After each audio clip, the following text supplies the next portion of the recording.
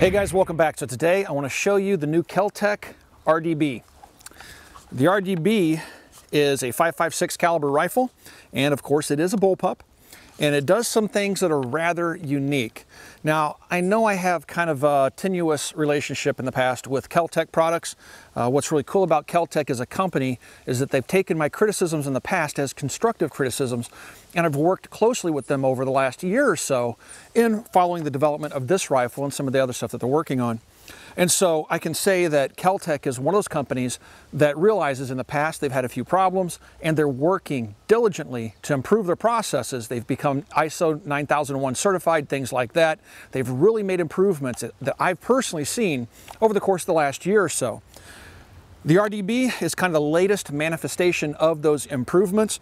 I've been playing with the rifle now for some time. If you follow me on Instagram, you'll know that I've been posting pictures of this gun. This is a pre-production sample. There was only 20 of these guns built, sent out to a select few people to beat on and give honest feedback on. This gun, for example, features a 1 9" twist barrel. The production guns will have a 1 7" twist in their barrel, and a few other little tweaks and changes that will be different about the actual production gun versus the gun that I've been banging on here for the last few weeks. So what do I like about this gun? Guys, this gun, like I said, I've been following for quite some time the development of, and it really is the next evolution of the bullpup. They've done something that no other company has done so far effectively, and that is to figure out how to get rid of that spent casing without throwing it out to the left or to the right, or in some cases throwing it out forward. Each of those three previous options have their drawbacks.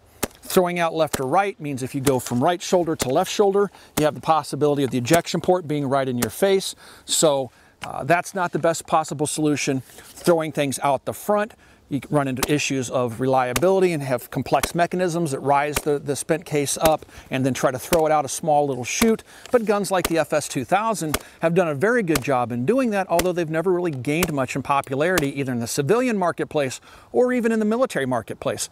There has to be a better way. I think perhaps the guys at Kel-Tec came up with that better way. They're throwing the spent casing out behind the magazine. This is the magazine well, and this is the ejection port of the rifle. When you're shooting the rifle, it's throwing the cases straight down. I've seen some guys express some concerns about that system, saying that, oh, you're gonna get hot brass in your pocket, or you're gonna get hot brass in your gear, or something like that.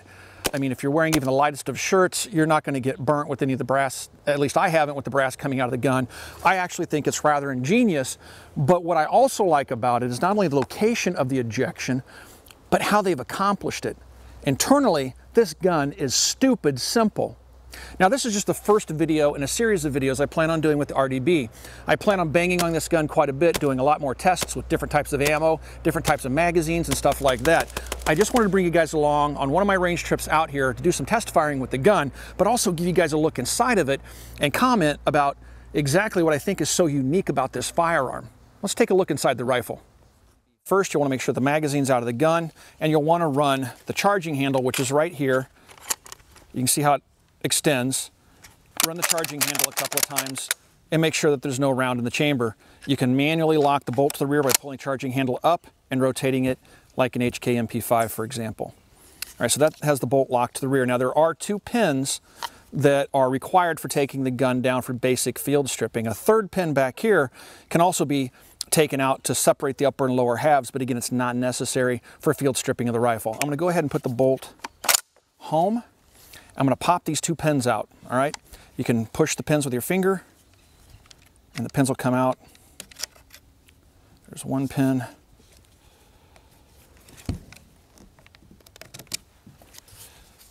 Pin number 2. Now, once you do that and you have your 2 pins out, the upper and lower just kind of hinge apart, like that. Now, just by pulling, you can pull the 2 halves apart. Now you've taken your barrel and bolt carrier out, and this is just an empty shell. If you want to take the 2 rear pieces apart, take that 3rd pin out, and you can separate the upper from the lower. Not really necessary. Put these back together so reduce the complexity of stuff I have setting out. All right, so here is my towel getting stuck on everything. The long stroke gas piston system. and the bolt that you can see attached to the carrier. If you take a look at it, it has 2 ejectors instead of 1. It's an AR-15 style bolt, but it's actually quite different. And then you have the 2 ejectors. So you have some redundancy there. Again, a long stroke gas piston system, much like the AK, and the recoil system is captured, recoil spring anyway, is captured within the gas piston / bolt carrier.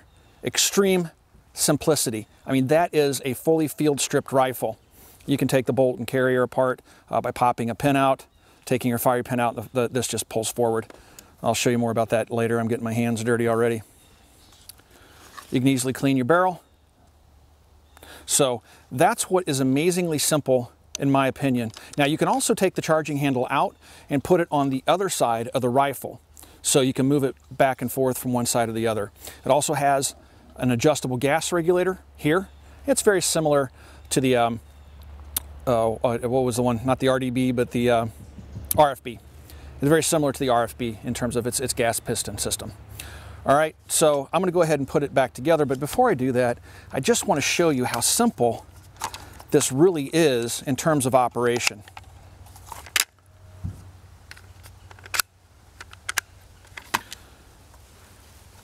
So you have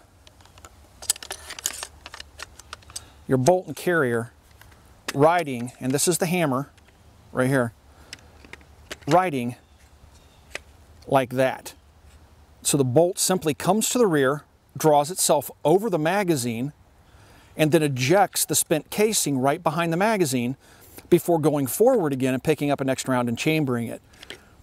It really is the epitome of simplicity. And it also has a very good trigger. Here's your safety selector. You'll notice instead of having the old long throw mechanism that was on the RFB, the RDB has a quarter turn selector, which is really nice. It stays out of the way. Even on the ambi side, it's not hitting my knuckle. It stays out of the way. The trigger, again, is a very nice trigger for a bullpup. It's much better than a Steyr AUG and certainly much better than an FS2000. But again, it's just super, super simple how this system works. And that's what really impresses me about it, because if you take a look at some of the other designs that are out there, it seems like they've over-engineered it, trying to figure out ways to throw brass cases forward and stuff like that, or super simple, throwing the brass case out left or right. However, again, potentially throwing it into the face of the shooter if they're shooting from the off shoulder. Let's put it back together here really quick. Pop the pin. Line up the holes. Push the pin back through.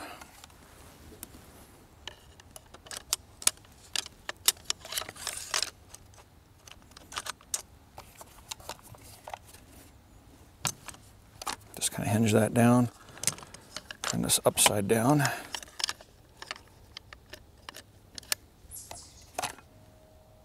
And just slide it together. Once you slide it together, put your pins back in.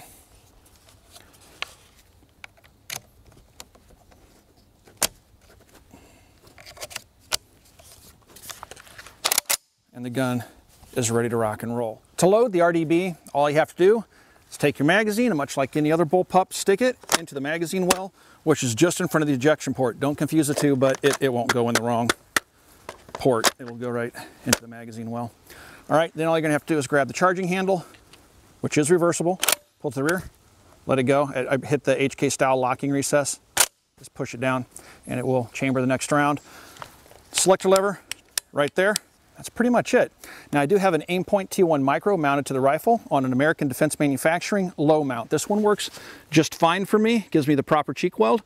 I did originally have a high mount, which I thought was too high. My head was kind of hovering around up there. So I tried a low mount and this works out perfectly for me. All right, so I don't have the gun suppressed right now. I'm gonna fire it without a suppressor. Then I'm gonna stick a can on it and show you that I don't have to tinker with the gas settings to get the gun to run either suppressed or unsuppressed, which is another feature I like, considering I like to suppress everything that I possibly can.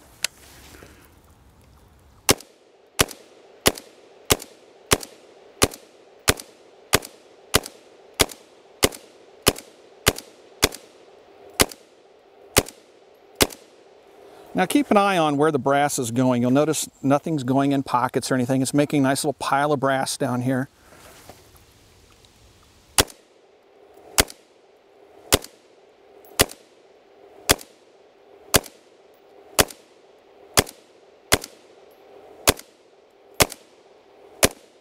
All right, just like an AR-15, it talks to me. I can feel the bolt locked to the rear, so I know the gun's empty.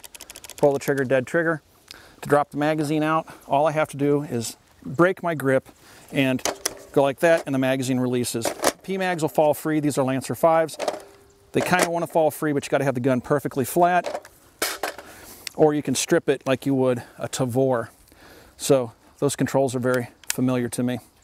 All right, so now I'm going to take my Griffin armament. It's the SDK, it's the M4 SDK. It's their short 5.56 can. I'm going to put it on the A2 bird cage, flash suppressor. Just slides over, hits that ring, locks into place, and it's ready to go.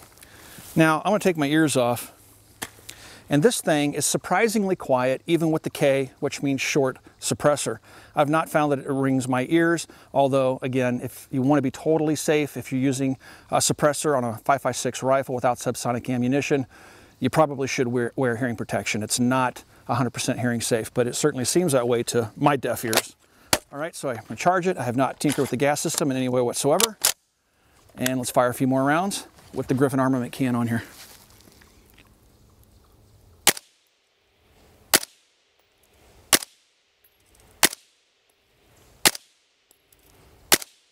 Again, I think that's pretty darn quiet. Now, the other thing I've noticed is under just regular fire, not ripping rounds out of the magazine, but just a nice slow cadence like that, I'm not getting a bunch of gas in my face like I would with other types of rifles. The gas piston is up here.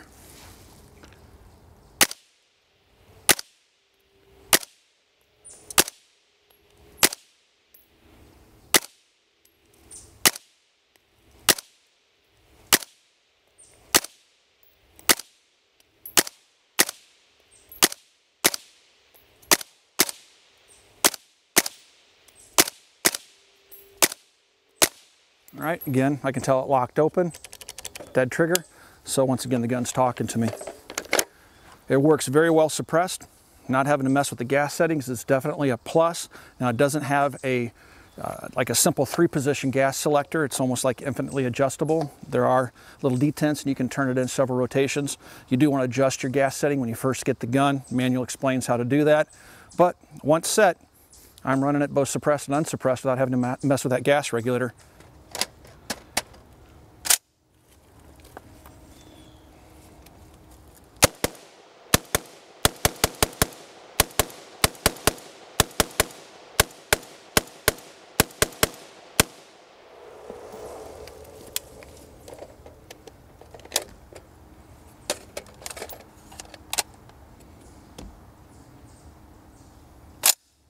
One of the things you guys might have concerns about with the rearward ejection back here is, does the gun work well when firing from the prone position? And the answer to that question is yes, it works just fine. Do a little bit of shooting here at just past 100 yards from the prone position. I am using the magazine as a monopod as a rest.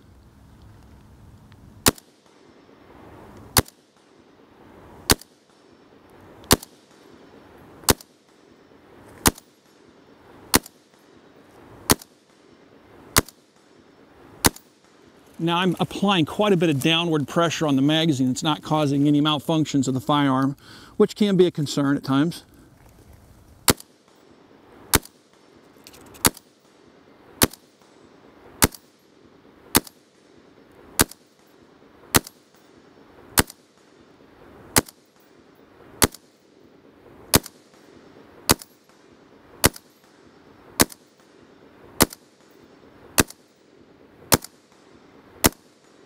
All right, I felt the gun lock open.